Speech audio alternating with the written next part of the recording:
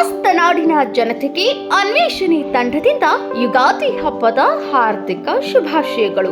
ಬೇವು ಬೆಲ್ಲದಂತೆ ಕಷ್ಟ ಸುಖ ಕೂಡ ಸಮವಾಗಿರಲಿ. ಸಂತೋಷ ನೆಮ್ಮದಿ ಸದಾ ನಿಮ್ಮ ಜೊತೆಗಿರಲಿ. ಗ್ಯಾಂಗ್ ರೇಪ್ ಅಲ್ಲ ಅಂತ ಹೇಳಿ ಎಲ್ಲ ವರದಿಗಳು ಉಲ್ಲೇಖ. ಗಿರೀಶ್ ಮಟ್ಟಣ್ಣವರು ಒಂದು ಮಾತು ಹೇಳ್ತಾರೆ, ಪ್ರಕೃತಿ ಚಿಕಿತ್ಸಾಲಯ ಮತ್ತು ಬಸ್ ನಿಲ್ದಾಣ ಇಲ್ಲಿ ಎರಡರಲ್ಲೂ ಸಿಸಿಟಿವಿಗಳಿತ್ತು, ಆ ಕ್ಯಾಮೆರಾಗಳಿತ್ತು, ಅಲ್ಲಿನ ಎರಡರ ಫುಟೇಜ್ ಅನ್ನು ಪಡ್ಕೊಳ್ಳಲಾಗಲಿಲ್ಲ ಅಂತ ಅವ್ರು ಹೇಳ್ತಾರೆ.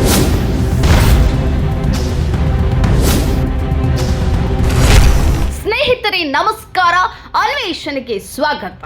ಚಕ್ರವರ್ತಿ ಸೂಲಿಬೆಲೆಯವರೇ, ಅಲ್ಲಲ್ಲ ಮಿಥುನ್ ಚಕ್ರವರ್ತಿ ಸೂಲಿಬೆಲೆಯವರೇ, ಈ ವಿಡಿಯೋ ನಿಮಗಾಗಿಯೇ ಎಕ್ಸ್ಕ್ಲೂಸಿವ್ ಆಗಿ ಮಾಡಿರೋದು. ಬೇರೆ ಯಾರು ನೋಡಿಲ್ಲ ಅಂದ್ರೂ ಕೂಡ ಪರವಾಗಿಲ್ಲ, ನೀವಂತೂ ಮಾತ್ರ ನೋಡ್ಲೇಬೇಕು. ಯಾಕೆಂದ್ರೆ ನಿಮ್ಮ 1 ಗಂಟೆಯ ಹುಡುಕಾಟ ವಿಡಿಯೋವನ್ನ ಶ್ರದ್ಧೆಯಿಂದ ಕುಳಿತು ನೋಡಿದ ಮೇಲೆ ನಿಮಗೆ ಕೆಲವು ವಿಚಾರಗಳು ಹೇಳಲೇಬೇಕಾಗಿದೆ. ಇಷ್ಟಕ್ಕೂ ಅದೇನು ಅಂತೀರಾ? ಆ ಬಗ್ಗೆ ತಿಳಿಯೋಕ್ಕೂ ಮುನ್ನ ನಮ್ಮ ಚಾನೆಲ್ಗೆ ಸಬ್ಸ್ಕ್ರೈಬ್ ಆಗಿ ನೋಟಿಫಿಕೇಶನ್ಗಾಗಿ ಬೆಲ್ ಐಕಾನ್ ಕ್ಲಿಕ್ ಮಾಡೋದನ್ನ ಮರಿಬೇಡಿ. ಹಾಗೆಯೇ ಫೇಸ್ಬುಕ್ ನಲ್ಲಿ ಅನ್ವೇಷಣೆ ಪೇಜ್ ನ ಲೈಕ್ ಅಂಡ್ ಫಾಲೋ ಮಾಡೋದನ್ನು ಕೂಡ ಮರಿಬೇಡಿ. ಸೂಲಿಬೆಲೆಯವರೇ, ಸೌಜನ್ಯ ಪ್ರಕರಣದಲ್ಲಿ ಕೋರ್ಟ್ ನೀಡಿರೋ ತೀರ್ಪನ್ನ ಸ್ಪಷ್ಟವಾಗಿ ಓದಿ ತಿಳ್ಕೊಂಡಿರೋ ಪ್ರತಿಯೊಬ್ಬರಿಗೂ ನಿಮ್ಮ ಹುಡುಕಾಟದ ವಿಡಿಯೋ ನೋಡಿದ ಮೇಲೆ ಅಕ್ಷರಶಃ ಜ್ಞಾನೋದಯವಾಗಿದೆ ಅಂತಾನೆ ಹೇಳಬೇಕು. ಯಾಕೆಂದ್ರೆ ಸುದೀರ್ಘ ಕಾಲ ನಡೆದಿರುವ ಕೋರ್ಟ್ ವಿಚಾರಣೆಯ ನಂತರವೂ ಸಂತೋಷ್ ರಾವೇ ಅಪರಾಧಿ ಎನ್ನುವುದನ್ನ ಬಿಂಬಿಸಿ ಜನರ ಮುಂದೆ ಗಿಳಿಪಾಠ ಮಾಡಿ ಒಪ್ಪಿಸೋ ಕೆಲಸ ಮಾಡಿದ್ದನ್ನ ಎಷ್ಟು ಕೊಂಡಾಡಿದ್ರು ಸಾಲದು ಸ್ವಾಮಿ. ಸೂಲಿಬೆಲೆಯವರೇ, ನಿಮಗೆ ನೇರವಾಗಿ ಕೆಲವು ಪ್ರಶ್ನೆಗಳನ್ನ ಕೇಳ್ತೀವಿ, ಉತ್ತರ ಕೊಡ್ತೀರಾ? ಚಕ್ರವರ್ತಿ ಸೂಲಿಬೆಲೆಯವರೇ, ನೀವೇನು ಹೆಬ್ಬೆಟ್ಟ? ಭಟ್ಕಳದ ಅಂಜುಮನ್ ಇಂಜಿನಿಯರಿಂಗ್ ಕಾಲೇಜಿನಲ್ಲಿ ಕಂಪ್ಯೂಟರ್ ಸೈನ್ಸ್ ಪದವಿ ಪಡೆದಿರೋ ನಿಮಗೆ ಕೋರ್ಟ್ ತೀರ್ಪಿನಲ್ಲಿರೋದೇನು ಅಂತ ಓದೋಕ್ಕಾಗಲ್ವಾ? ಗಿರೀಶ್ ಮಟ್ಟನ್ ಅವರ ಮಹೇಶ್ ಶೆಟ್ಟಿ ತಿಮರೋಡಿ ಅಷ್ಟೇ ಯಾಕೆ, ಸೌಜನ್ಯ ಪರ ನಿಂತಿರೋ ಹಲವು ಯೂಟ್ಯೂಬರ್ ಗಳ ವಿಡಿಯೋಗಳನ್ನ ನೋಡ್ಬೇಡಿ, ಅವರ ಮಾತು ಕೇಳಬೇಡಿ. ಒಮ್ಮೆ ಕೋರ್ಟ್ ನೀಡಿರುವ ತೀರ್ಪೇನು ಅಂತ ಖುದ್ದು ನೀವೇ ಕುಳಿತು ಅಧ್ಯಯನ ಮಾಡಿ. ಕನಿಷ್ಠ ಪಕ್ಷ ಸೌಜನ್ಯ ಪರ ಹೋರಾಟ ಮಾಡ್ತಿರೋರು ಹೇಳ್ತಿರೋದೇನು, ಕೋರ್ಟ್ ತೀರ್ಪಿನಲ್ಲಿರೋದೇನು ಅಂತ ಎನ್ನುವ ಸತ್ಯ ತಿಳಿದುಕೊಳ್ಳೋಕಾದ್ರೂ ಕೋರ್ಟ್ ತೀರ್ಪನ್ನ ಒಮ್ಮೆ ಓದಿ ಸ್ವಾಮಿ. ಅಷ್ಟೇ ಅಲ್ಲ, ನಿಮ್ಮ ಹುಡುಕಾಟದ 1 ಗಂಟೆ 12 ನಿಮಿಷದ 15 ಸೆಕೆಂಡ್ ವಿಡಿಯೋದಲ್ಲಿ ಜನರನ್ನ ದಿಕ್ಕು ತಪ್ಪಿಸೋಕೆ ಹಿಟ್ಲರ್ ಹೇಳ್ತಿದ್ದಂತಹ ಅರ್ಧ ಸತ್ಯಗಳ ರೀತಿಯಲ್ಲಿಯೇ ವಿಚಾರಗಳು ಪ್ರಸ್ತಾಪ ಆಗಿವೆಯೇ ವಿನಃ ಪೂರ್ಣ ಸತ್ಯಗಳು ಎಲ್ಲೂ ಇಲ್ಲ. ಈ ಕಥೆಗಳನ್ನು ಹುಟ್ಟು ಹಾಕೋದು ಬಹಳ ಸುಲಭ. ಅದರ ಮೂಲ ಏನು, ಅದ್ರ ಹಿನ್ನೆಲೆ ಏನು, ಅದ್ರ ಸತ್ಯಾಸತ್ಯತೆ ಏನು ಅಂತ ಹೇಳಿ ನಾವು ಡಿಗ್ ಮಾಡ್ತಾ ಹೋದಾಗ ಇದೊಂದು ಸುಳ್ಳು ಕಥೆ ಅಂತ ಹೇಳಿ ನಮ್ಗೆ ಗೊತ್ತಾಗುತ್ತೆ. ನಾವು ಜನರ ಮುಂದೆ ಇದು ಹಿಂಗಿದೆ ಅಂತ ಹೇಳ್ತೀವಿ, ಮರು ದಿವಸ ಬೆಳಗ್ಗೆದ್ದು ನೋಡುವಾಗ ಇನ್ನೊಂದು ಕಥೆಯವರು ಸೃಷ್ಟಿ ಮಾಡಿ ಬಿಡ್ತಾರೆ. ಅದ್ರ ಬಗ್ಗೆ ಮಾತಾಡೋದು ವೇಸ್ಟ್ ಅಂತ ನನಗನ್ಸುತ್ತೆ. ಅಲ್ಲ, ಬಟ್ ಆನೆ ಮಾವುತನ ಕಥೆ ಅಂತೂ ಇದೆಯಲ್ಲ. ಆನೆ ಮಾವುತ ನಾರಾಯಣ ಮತ್ತು ಒಂದು ಸೋದರಿ ಯಮುನಾ, ಅವ್ರದೊಂದು ಜಾಗ ಇತ್ತು, ಆ ಜಾಗವನ್ನ ಕಸಿದುಕೊಳ್ಳಿಕ್ಕೋಸ್ಕರ ಇವರು ದೊಡ್ಡ ಷಡ್ಯಂತ್ರ ಮಾಡಿದ್ರು. ಕೊನೆಗೆ ಆ ಜಾಗದಲ್ಲಿ NY ಅನ್ನುವಂತ ಹೆಸರಲ್ಲಿ ಒಂದು 3 ಸ್ಟಾರ್ ಹೋಟೆಲ್ ಮಾಡಲಾಯ್ತು. ಹೀಗೆಲ್ಲ ಆರೋಪ ಇದೆ ನಿಮ್ ಮೇಲೆ. ಅದಕ್ಕೇನ್ ಹೇಳ್ತೀರಾ? ಅಂಡ್ ಇಷ್ಟಕ್ಕೆ ನಿಲ್ಲದಿಲ್ಲ, ಆ ಇವನ ಸಂತೋಷನ ಬ್ಲಡ್ ಸ್ಯಾಂಪಲ್ ನ ತೆಗೆದುಕೊಳ್ಳಾಯ್ತು, ಅಲ್ಲಿ ಅವನನ್ನ ಸಿಕ್ಕಾಕ್ಸುವಂತ ಪ್ರಯತ್ನ ಮಾಡಿದ್ರು. ಒಟ್ನಲ್ಲಿ ಆ ಕೊಲೆಗೂ ಕೂಡ ತಾವು ಮಾಡಿರುವಂತ ಕೊಲೆಗೆ ಸಂತೋಷನ ಸಿಕ್ಕಾಕ್ಸುವಂತ ಪ್ರಯತ್ನ ಮಾಡಲಾಯ್ತು. ಇದಕ್ಕೆಲ್ಲ ಏನ್ ಹೇಳ್ತೀರಿ ಸರ್? ನೀವು ಅವ್ರ ತರನೇ ಮಾತಾಡ್ತಿದ್ರಿ.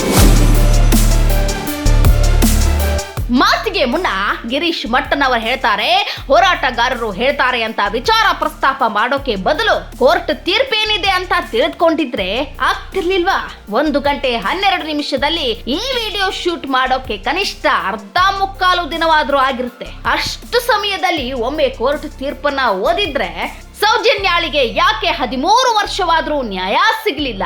ತನಿಖಾಧಿಕಾರಿಗಳು ಎಲ್ಲೆಲ್ಲಿ ಹೇಗೆಲ್ಲಾ ಪ್ರಕರಣ ದಿಕ್ಕು ತಪ್ಪಿಸಿದ್ದಾರೆ?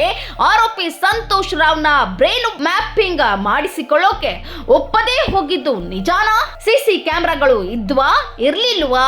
ಆ ಬಗ್ಗೆ ತನಿಖಾಧಿಕಾರಿಗಳು ಕೋರ್ಟ್ ನಲ್ಲಿ ಹೇಳಿದ್ದೇನೋ? ಇದೆಲ್ಲದಕ್ಕಿಂತ ಮುಖ್ಯವಾಗಿ ಸೌಜನ್ಯ ಮೃತದೇಹದಿಂದ ಕಲೆಕ್ಟ್ ಮಾಡಿದಂತಹ ವರ್ಜಿನ್ ಸ್ಯಾಬ್ ಅನ್ನ 10 ದಿನಗಳ ನಂತರ ತಡವಾಗಿ ಲ್ಯಾಬ್ಗೆ ಕಳಿಸಿದ್ದೇಕೆ? ಎನ್ನುವ ಪ್ರಧಾನ ಅಂಶಗಳ ಬಗ್ಗೆಯೂ ನಿಮಗೆ ಗೊತ್ತಾಗುತ್ತೆ.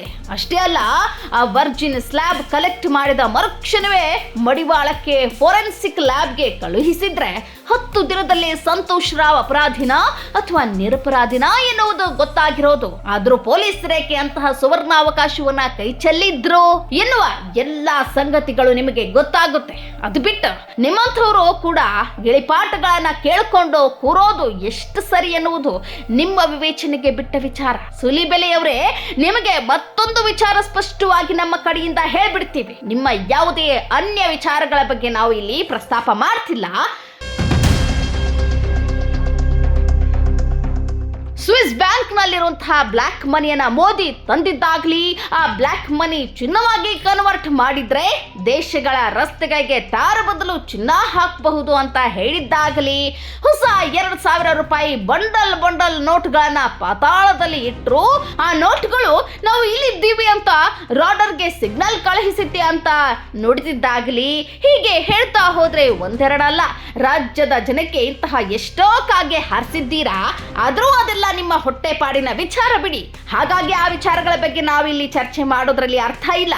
ಆದ್ರೆ ಸೌಜನ್ಯ ವಿಚಾರದಲ್ಲಿ ಮಾತ್ರ ಇಂತಹ ಸುಳ್ಳಿನ ಹುಡುಕಾಟ ಮಾಡಬೇಡಿ. ನೀವೊಬ್ಬರಲ್ಲ, ನಿಮ್ಮಂತೆಯೇ ಹಲವು ಅತೃಪ್ತ ಆತ್ಮಗಳು ಸೌಜನ್ಯ ವಿಚಾರವನ್ನ ಬೇಕು ಅಂತಾನೇ ದಿಕ್ಕು ತಪ್ಪಿಸ್ತಿವೆ. ಸೌಜನ್ಯ ಪರ ಹೋರಾಟ ಮಾಡೋರು ಧರ್ಮ ವಿರೋಧಿಗಳು ಸ್ಥಳದ ಪವಿತ್ರತೆಗೆ ಧಕ್ಕೆ ತರ್ತಿದ್ದಾರೆ ಅಂತೆಲ್ಲ ಜನರಿಗೆ ತಪ್ಪು ಮಾಹಿತಿ ನೀಡಿ ಸುಳ್ಳಿನ ಪ್ರೊಪಗಂಡ ಸೃಷ್ಟಿಸುತ್ತಿದ್ದಾರೆ. ಕೇವಲ ಅಷ್ಟು ಮಾತ್ರವಲ್ಲ, ಮಹೇಶ್ ಶೆಟ್ಟಿ ತಿಮ್ರೋಡಿ ಅವರ ವಿರುದ್ಧ ಕೂಡ ಅಪಪ್ರಚಾರ ಮಾಡೋಕೆ ಶುರು ಮಾಡಿದ್ದಾರೆ.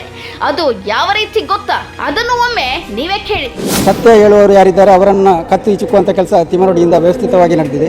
ಅದಕ್ಕೆ ನಾನು ಜೀವಂತ ಸಾಕ್ಷಿ. ಅದಕ್ಕೆ ಕಾರಣ ನಾನು ಸತ್ಯವನ್ನು ಯಾವಾಗ ಬಾಯ್ಬಿಡ್ತೇನೆ ಎಂಬ ಭಯ. ಹೀಗೆ ಭಾವನಾತ್ಮಕ ವಿಷಯವಾಗಿರುವಂತಹ ಈ ಸೌಜನ್ಯ ವಿಷಯವನ್ನು ಕೈಗೆತ್ತಿಕೊಂಡ ನೀನು ಬರುವುದಾದರೆ ಬಾ, 3 ಕಾಸಾದ್ರೆ ಇದರಿಂದ ಮಾತ್ರ ಅಂತ ಹೇಳಿದ. ಈ ಕ್ಷೇತ್ರಕ್ಕೆ ವಿರೋಧವಾಗಿರುವವರು ಕಮ್ಯುನಿಸ್ಟರನ್ನು ಹಿಡ್ಕೊಂಡ. ಇದರಿಂದ ವಿದೇಶಿ ಹಣ NGO ಫಂಡ್ಗಳು ಬಂದು ಇದರಿಂದಾಗಿ ಅವನಿಗೆ ಕೋಟಿಗಟ್ಟಲೆ ಹಣ ಬಂದಿದೆ ಕೂಡ. ಒಂದು ವೇಳೆ ಮಹೇಶ್ ಶೆಟ್ಟಿ ತಿಮ್ರೋಡಿ ಸೌಜನ್ಯ ಹೋರಾಟದಿಂದಲೇ ಕೋಟಿ ಹಣ ಗಳಿಸಿದ್ದಾರೆ ಅಂದ್ರೆ ಆ ಹೋರಾಟಕ್ಕೆ ವಿದೇಶದಿಂದ ಹಣ ಹರಿದು ಬರ್ತಿರೋದು ನಿಜವಾದ್ರೆ ಅವರ ವಿರುದ್ಧ ಇಡಿ ರೈಡ್ ಯಾಕೆ ಮಾಡಲಿಲ್ಲ? ಅವರ ವಿರುದ್ಧ IT ರೈಡ್ ಯಾಕೆ ಆಗ್ಲಿಲ್ಲ? ಇಂತಹ ಆರೋಪ ಮಾಡೋರು ಕಳೆದ 13 ವರ್ಷಗಳಿಂದ ಕಡ್ಲೆಪುರಿ ತಿಂತಿದ್ರಾ?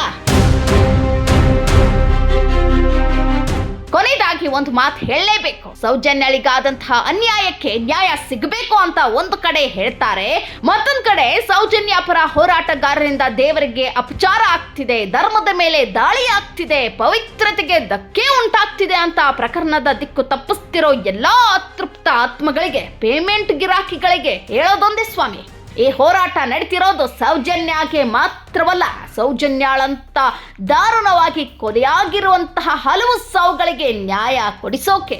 ಆ ಹೆಣ್ಣು ಮಗುವಿಗಾದಂತಹ ಗತಿ ರಾಜ್ಯದಲ್ಲಿ ಮುಂದೆ ಯಾವ ಮನೆ ಹೆಣ್ಣು ಮಗುವಿಗೂ ಆಗಬಾರದು ಎನ್ನುವುದೇ ಈ ಹೋರಾಟದ ಉದ್ದೇಶ.